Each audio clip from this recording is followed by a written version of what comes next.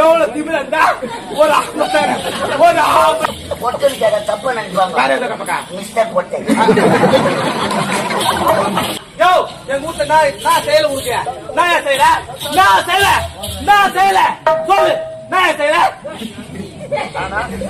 எங்க வீட்டுல நான் செய்யல. நான் செய்யல. ஆனா பாரு சும்மா சொல்லக்கூடாது.